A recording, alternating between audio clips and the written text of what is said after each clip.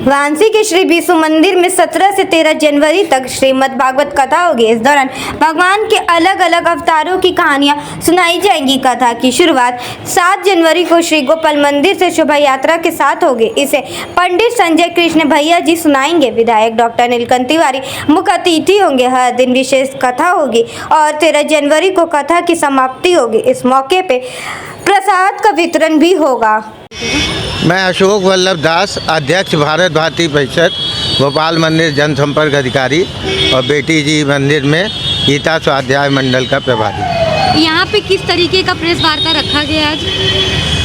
युवाओं को और बच्चों को संस्कार देने के लिए हम लोग विगत 25 वर्षों से गीता, भागवत और रामायण इन तीनों को लेकर के बच्चों में संस्कारित करने की शिक्षा दे रहे हैं।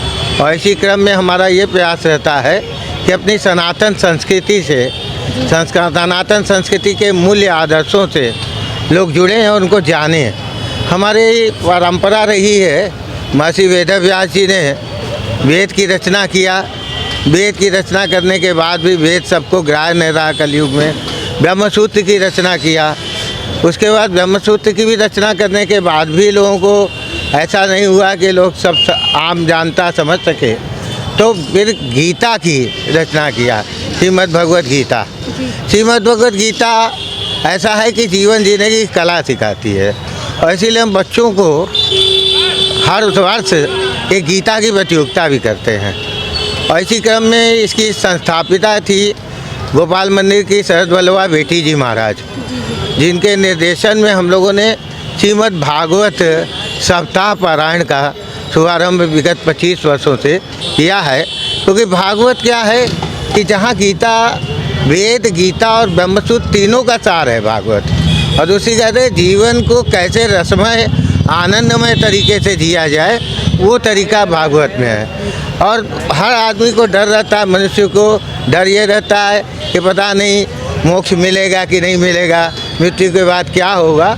तो भागवत एक पक्की गारंटी है कि जहाँ तक हो सकेगा मनुष्य को मोक्ष मिलेगा ही मिलेगा, बल्कि मोक्ष से बढ़ कर के जो भक्ति है भगवान की दुर्लभ भक्ति, वो भी अवश्य प्राप्त होगी। इसी क्रम में हम हर वर्ष जनवरी में जब नववर्ष लोग इस तरह से मनाते हैं, तो हम नववर्ष का आयोजन इस तरह से करते हैं कि हमारी समाज की युवा पीढ़ी अपने राष्ट्र की सेवा में, सनातन की सेवा में अग्रसर हो सके।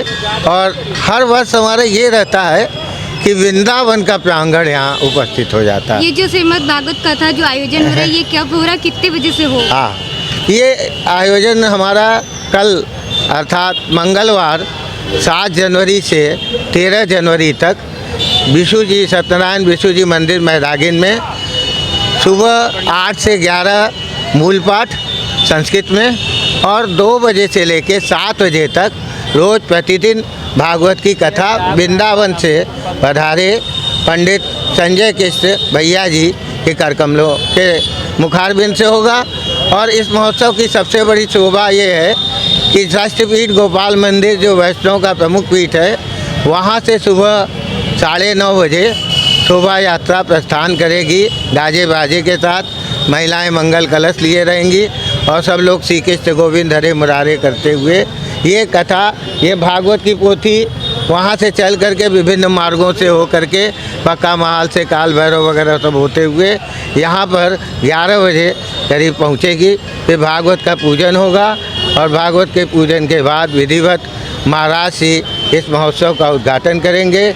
शक्तिपीठाधीश्वर गोस्वामी श्याम मन्ना जी महाराज के प्रवचन होंगे, जिनकी अध्यक्षता में कार्यक्रम है।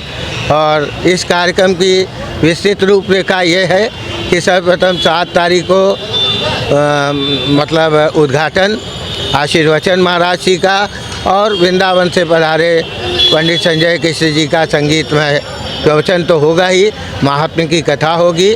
8 तारीख को भगवान की, राजा भरत की और अन्य भक्तों की चरित्र की चर्चा होगी। इसे वामन अवतार, नृसिंहावतार, ध्रुव जी का चरित्र, इन सब होते हुए फिर राम और कृष्ण के प्राकट्य की कथा 9 तारीख को होगी। 9 तारीख को नंद महोत्सव भी मनाया जाएगा, जिसमें बड़ी संख्या में लोग भाग लेंगे। और नंद महोत्सव के दूसरे दिन हम लोग भगवान श्री कृष्ण की जो विविध मनोहारी बाल लीलाएँ हैं, उन बाल लीलाओं का वो मंचन होगा। और बाल लीलाओं में माखन चोरी की लीला, ये रात धरण की लीला, गोवर्धन धरण की लीला, और फिर उसके बाद 4 गीत भागवत में बड़े प्रसिद्ध हैं। एक तो वेणु गीत, एक युगल गीत, एक भ्रमर गीत और प्रणय गीत। इन सब गीतों का पर अपने महाराज श्री प्रवचन करेंगे और फिर रास पंचाध्यायी का वर्णन होगा। और उसके बाद रविवार को रुक्मिणी विवाह, जो भगवान का 16,108 विवाह हुआ है, उस क्रम में रुक्मिणी विवाह का प्रसंग होगा। और रुक्मिणी विवाह के बाद हम लोग अंतिम दिन 13 तारीख को जो पूर्णाहुति होगी, उस दिन हम लोग बाकायदा वो तुलसी जी का भागवत पर 1008 समर्पित करेंगे।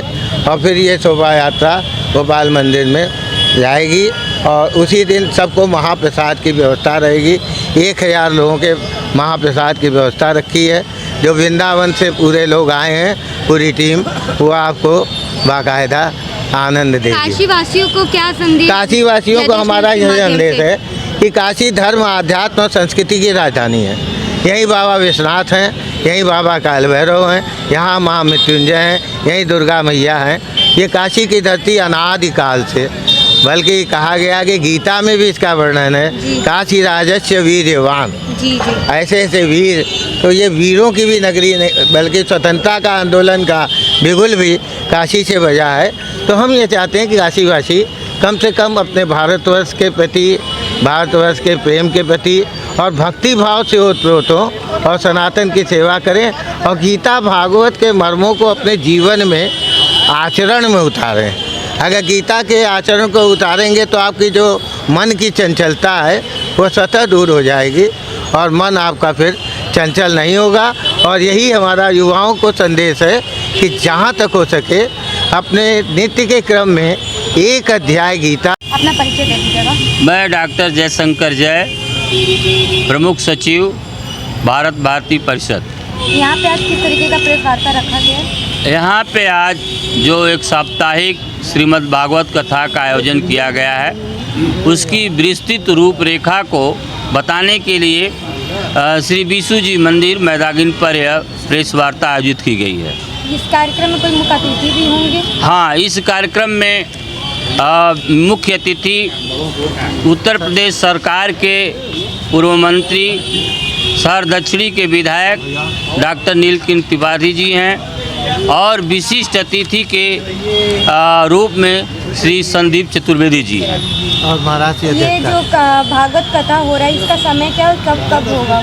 हाँ, ये जो भागवत कथा है, ये इसका समय, मेन समय तो अपराह्न 2 बजे से शाम 7 बजे तक आयोजित किया गया है, लेकिन मूल पाठ 8 बजे से 11 बजे के बीच में होगा। ये कब होगा? ये कल से कथा का शुभारंभ हो जाएगा और ये कथा निरंतर उसी समय 13 जनवरी 2025 तक चलती रहेगी। अग्रवाल हूँ और भारत भारती परिषद का पूर्व अध्यक्ष हूँ और इस भागवत कथा का स्वागत अध्यक्ष हूँ और इस संस्था से लगभग 50 वर्षों से जुड़ा हुआ हूँ। जब बालक था तब से जुड़ा हूँ और भागवत कथा जो हो रही है पिछले 5 वर्षों से आयोजित है और ये लगातार अग्रवाल भवन में होती रही। इस बार अग्रवाल भवन चूँकि बन रहा है, इसलिए यह कथा विशु जी मंदिर में आयोजित हो रही है। कथा को श्रवण करने वाले हमारे बहुत वैश्य बंधु, व्यापारी बंधु और महिलाएं बड़ी संख्या में पीछे के समय में भाग लेती रही हैं।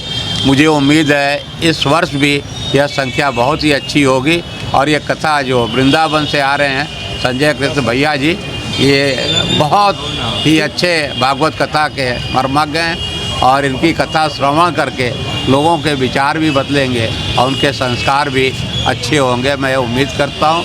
मैं उक्त अवसर पर सभी प्रेस मीडिया से अनुरोध करता हूँ कि जो है वो ज़्यादा से ज़्यादा संख्या में आए, इस कथा को प्रचारित और प्रसारित करें। धन्यवाद।